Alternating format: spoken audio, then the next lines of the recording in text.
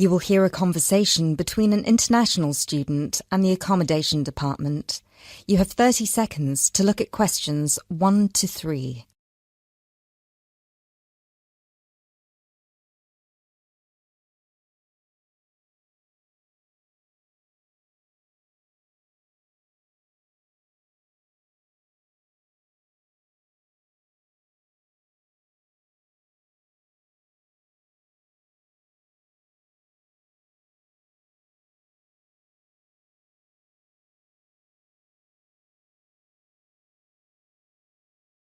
Hello, accommodation department. How can I help you?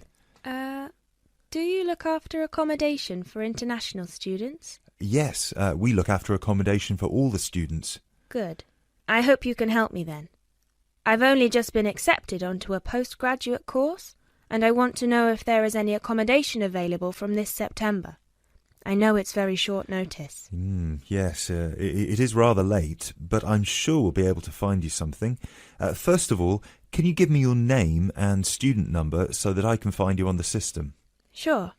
My name is Maria Teresa Gonzalez. Maria Teresa Gonzalez. How do you spell that? Gonzalez.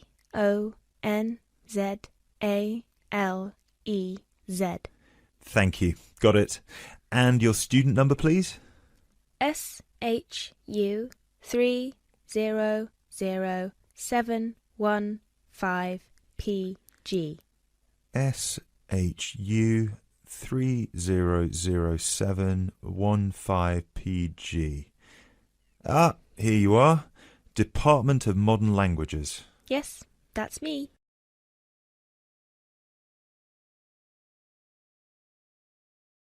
You now have 30 seconds to look at questions 4 to 10.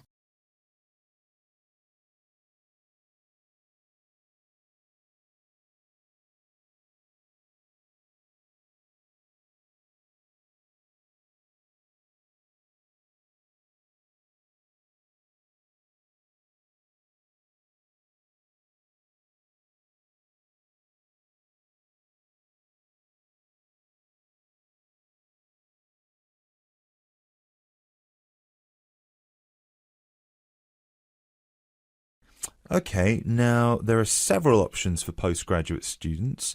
Firstly, there is the Trigon. This is a new block near to the station and not far from the main campus. Accommodation is what we call cluster accommodation. What does that mean? There's a small group of rooms, usually 6, each with its own bathroom clustered around a lounge kitchen area which is shared. Oh, I see. That sounds good. They are very popular. The price for these is £99 per week, and we do have some availability left. However, for postgraduate students, there are other options. And what are they? There's another apartment block called The Cube, located near the west gate of the campus. Accommodation there is in 1 or 2 bedroom self-contained flats.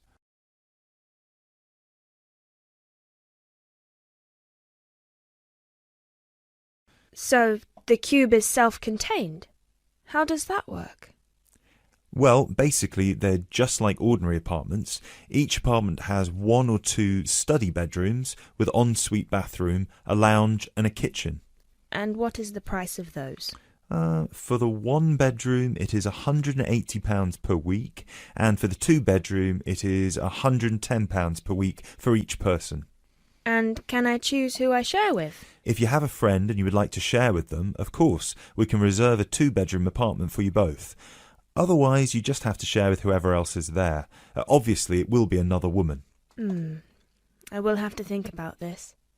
Do I have to make a decision now? No, but we don't have much accommodation left, so I can't guarantee that there will still be availability if you leave it too long.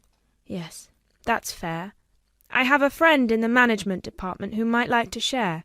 I will speak with her and get back to you this afternoon. Okay, fine. Do let us know as soon as you can. I will do. Thanks for all your help. My pleasure. Bye. Bye.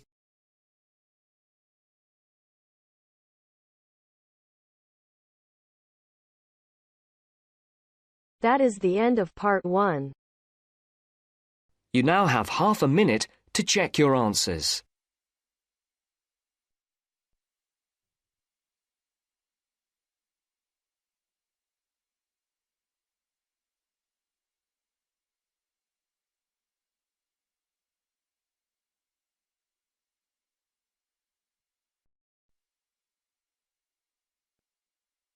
Now turns to part 2. Part 2. Zoe goes to talk to her academic advisor. First, look at questions 11 to 14.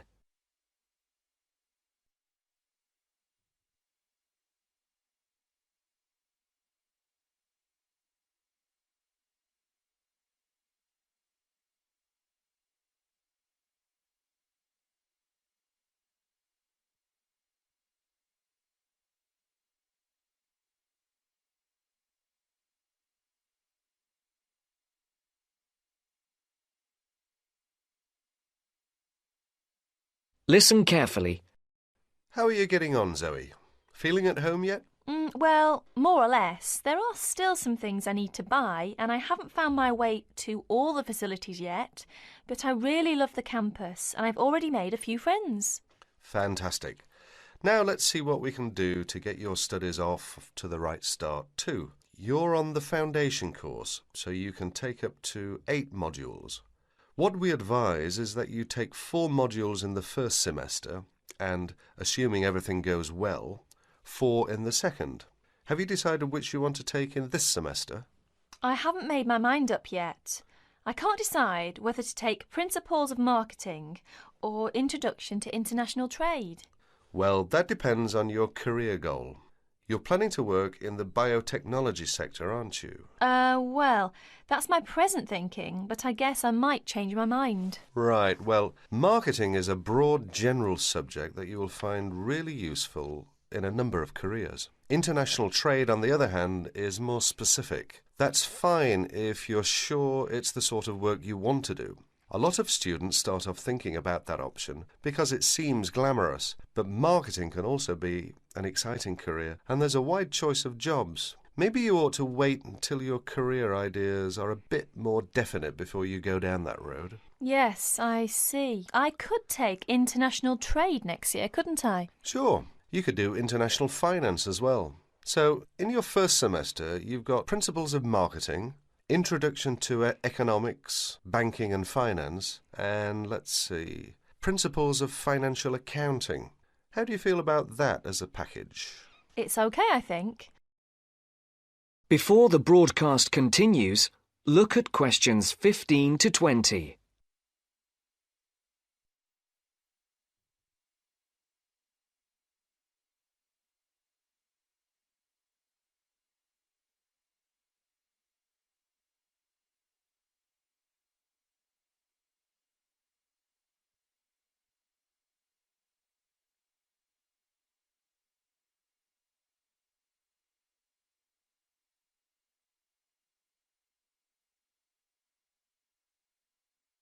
You will now listen to the second part of the talk. But I'm a bit worried about the maths. There'll be some statistics to do, won't there? Basic statistics, yes, but nothing more difficult than your last year of school maths. I know, but our maths syllabus was a bit old-fashioned. Mostly algebra, geometry, trigonometry and stuff, hardly any stats. Right, well, it sounds as if you could do with the maths brush-up course.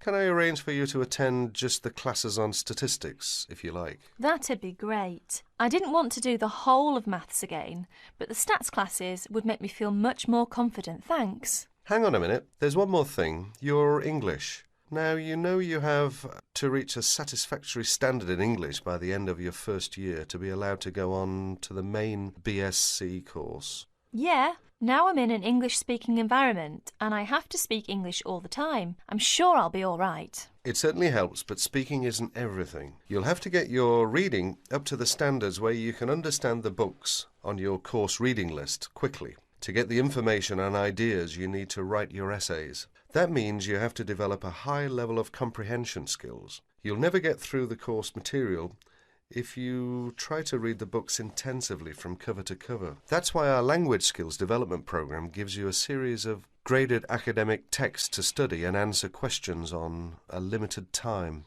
You'll probably find it hard at first, having to work against the clock without a dictionary. How can I improve my skimming and scanning skills? Good question. For that, you'll have to do a range of specially designed exercises. Sometimes these will be from a transparency, because it is often how the lecture material is presented. Sometimes I think I'll never learn all the vocabulary. English is such an enormous language. I know what you mean. English is the biggest language ever, at least 350,000 words. Even Winston Churchill only knew 60,000, so they say. But as an academic student, you can get a lot of help from the academic word list by Avril Coxhead of Victoria University. That's in Wellington, New Zealand. I've studied word lists, of course, but how does this one help? The academic word list is based on a survey of 3.5 million words of academic text. It contains 570 families of the words most commonly found in academic texts. Well, that's apart from the 2,000 most useful words in English. They come in a separate list. You can see copies of both in the library. You said word families. Do you mean words that are similar? In a way, yes. It means that all the different grammatical forms of a word are listed together, so you can see the nouns, verbs, adjectives, forms with prefixes and suffixes and so forth. It'll be clearer when you look at it. Anyway, Avril Coxhead gives you really great hints about how to learn the words, so it shouldn't be too daunting. The trouble is, I tend to forget the words I learn. Well, there are two ways you can tackle that. First, always try to learn the words in a context. Either learn a whole sentence using a word, or learn a phrase that the word typically comes in. We call phrases like that collocations. That's a new one on me. Collocations. I'd better make a note of it. You do that. You can find collocations in most modern dictionaries. Anyway, as I was saying, there's a second study aid I recommend for vocabulary learning. When you get an assignment, take a sheet of paper and write 4 headings. Words I can use, words I can recognise but can't use, words I'm not sure of, words I don't know. Don't bother with the simple words, of course. Then go back after 2 weeks and look at the list again. Can you move any of the words into a better column? That is the end of part 2. You now have half a minute to check your answers.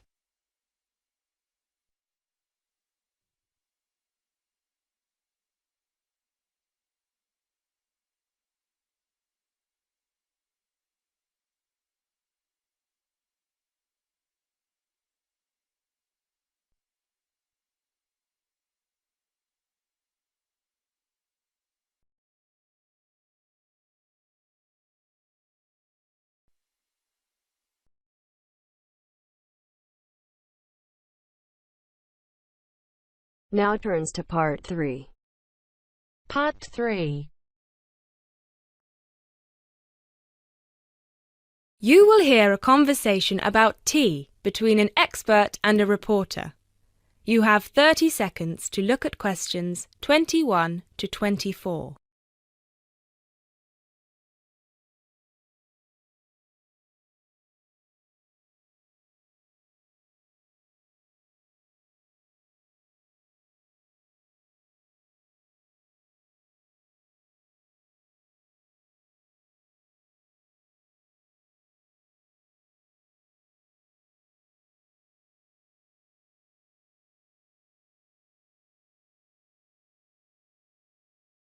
Hi, Jacob. Thank you so much for coming along today. It's my pleasure. I'm very intrigued about what a tea meditation entails exactly. Well, it's very simple, really. I think the first thing you need to keep in mind is that it is mostly about leaving everything that you have been thinking or worrying about today to one side. Really focus on the present moment. Oh, it sounds great. I certainly don't know very much about tea, and I'm keen to get started. But before you go into more detail, can I ask you what your favourite kind of tea is? Well, I think the kind of tea we are going to have today is my favourite. It is pu-erh tea from Yunnan province in southern China. What makes this tea special? Pu-erh is a dark tea. The regions of Yunnan, the north of Vietnam and Laos, have one of the best climates for growing tea in the world. Pu-erh is a post-fermented tea. Oh, what is a post-fermented tea exactly? It is a tea that has undergone a period of aging in the open air. They age the tea for days, even years. The The exposure to humidity and oxygen help to oxidize the tea leaves and encourage fermentation. This changes the smell of the tea and also removes a lot of bitterness from the taste. It sounds similar to the process of aging wine. The process is different, but the effect of aging on the taste is certainly similar. Does this mean the tea can be quite expensive? Absolutely. It can be very expensive. The tea is usually pressed into balls or cakes and sold. At one time, only tea enthusiasts cared about buying these cakes, but now many people have realised that they are an investment, and so buy them like they would buy gold, because the price goes up a lot over time. You now have 30 seconds to look at questions 25 to 26.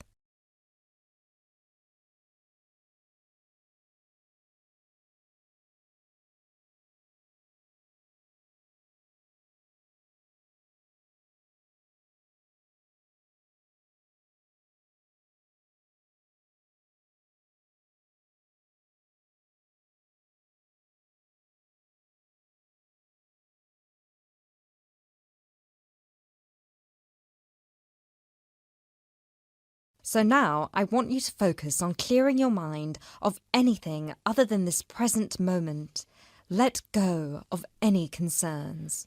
Okay, one slight problem. I will need to record our conversation, and I will need to take notes for the article. I plan to write about this for my newspaper. Is that okay? Oh yes, of course. Whatever you need. Thank you. I'll try to keep my notes to a minimum. Good. So, where was I?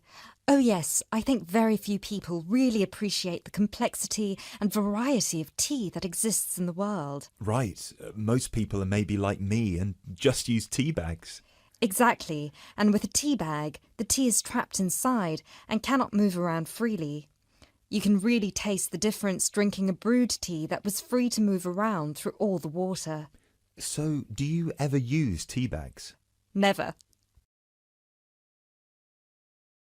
You now have 30 seconds to look at questions 27 to 30.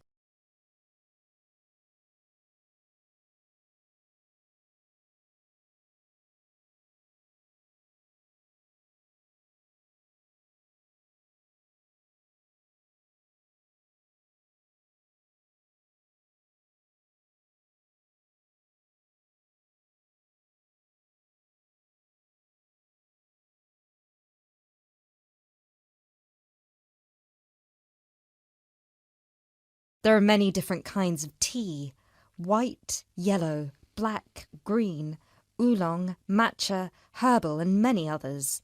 Each one has its own unique properties. To fully experience what each tea has to offer, you must brew it in the correct way.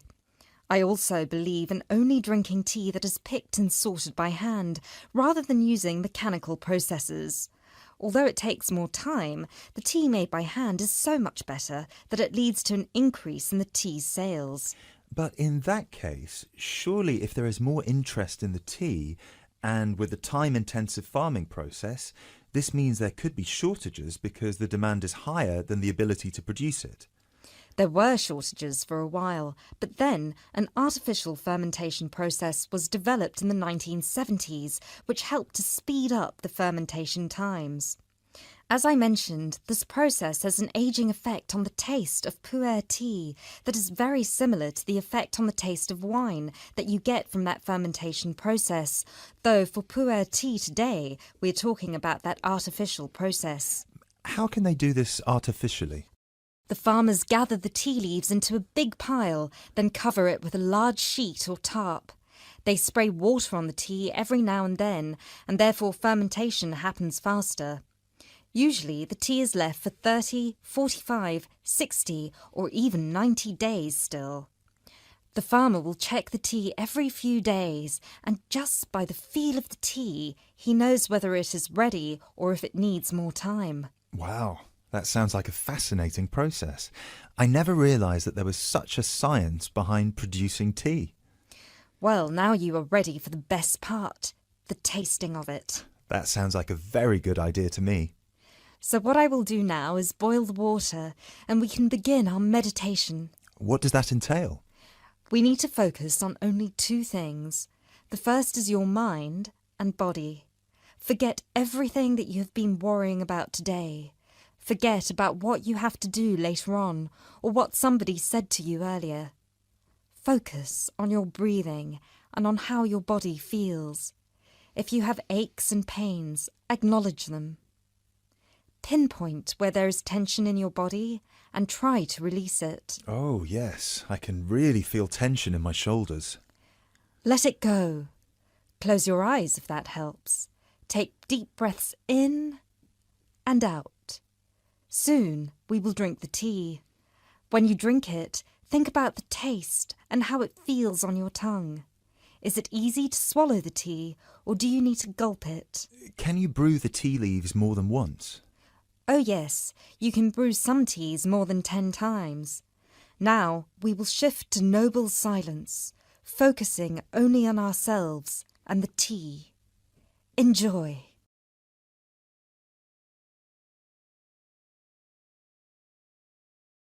That is the end of part 3. You now have half a minute to check your answers.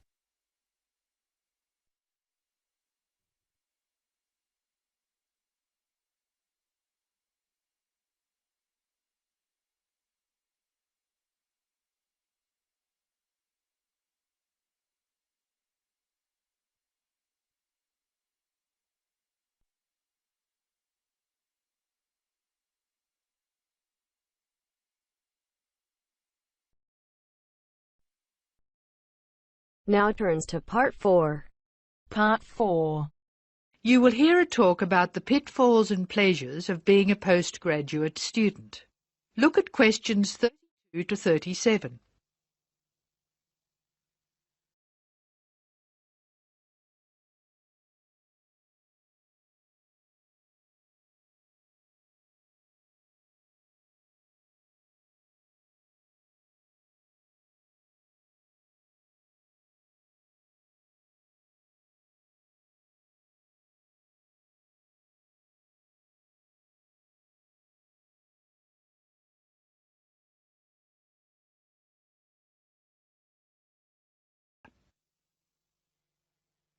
Postgraduates are about as easy to define as catching steam in a bucket. Courses can be vocational, for training, as research, as a preparation for research, or a combination of these. Also, you can choose between full-time and part-time. Increasingly, the approach to postgraduate study is becoming modular. The vast majority of postgraduates are doing short, taught courses, many of which provide specific vocational training. Indeed, there has been a 400% increase in postgraduate numbers in Britain over the past 20 years. Current figures stand at just under 400,000. People undertake postgraduate study for many reasons. These may be academic, intellectual challenge, development of knowledge; vocational, training for a specific career goal; or only vague, drifting into further study. It is essential that you determine the reasons you want to become a postgraduate. If you have clear goals and reasons for studying, this will enhance your learning experience and help you to remain focused and motivated throughout your course. Where you study should be based on much more than the course you want to do. For some courses, you're likely to be there for several years, and it is important that you are happy living there. Check also what type of accommodation is available and whether the institution provides any housing specifically for postgraduates. Choosing an institution and department is a difficult process. To determine quality, do not rely on the reputation of an institution, but find out what the ratings are from the most recent assessment exercises. Find out about the staff, their reputation, competence, enthusiasm, and friendliness. Visit the department if possible and talk to existing postgraduates about their experience, satisfaction, comments, and complaints. Be very careful to check how they feel about their supervisors. Also, check what facilities are available, both at an institutional level, for example libraries, laboratory and computing facilities, and in the department, for example, study room, desk, photocopying, secretarial support, etc. Everyone will have their own priorities here. I am always anxious to check the computer support available and regard it as slightly more important than library access. Your working environment and the support available to you plays an essential part in making your work as a postgraduate a positive experience. Life as a postgraduate can be very different to your other experiences of education. Things that can distinguish your experience are the level of study, independence of working, intensity of the course, the demands on your time, and often the fact that you're older than the majority of students. These factors can contribute to making you feel isolated. However, there are several ways you can make sure that this is either short-lived or does not happen at all. Many student unions have postgraduate societies that organise social events and may also provide representation for postgraduates to both the student union and the institution. Departments can also help to create a sense of identity and community, and often have discussion groups available.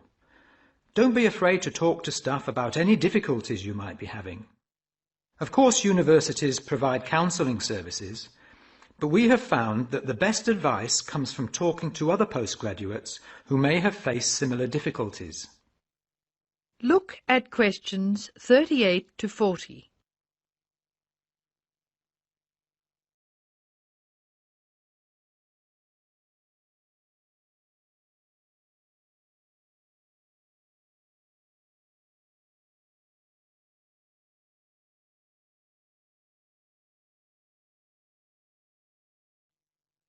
Financial planning is essential, since the government excludes postgraduates from student loans, and it can be difficult to maintain your student status with banks. This has implications for free banking and overdraft facilities. Do not underestimate your living costs, including food, accommodation and travel. And be careful not to budget for everything except a social life. Funding a course is one of the most challenging things people face when considering postgraduate study. Most postgraduate students finance themselves. They pay often very large fees to the institution and receive no maintenance income to support their study. Make sure you know exactly what your costs will be. Institutions often hide extra fees, like laboratory costs, behind the headline fee rate advertised. Funding can come from various sources: research councils, charities, trust funds, institutional scholarships, local education authorities, and professional bodies and organisations all offer various levels of funding. As I said before, the government excludes postgraduates from student loans, so it is essential you look to other sources. Career development loans are available from high street banks. The best advice on funding is to be proactive, persistent and patient. The postgraduate community in Britain is multinational, has a wide range of experience of life and work, and an exciting mix of goals, both career and academic. Being a postgraduate student should be a productive and fulfilling thing to do, and you will become part of a diverse and motivated social group. That is the end of part 4.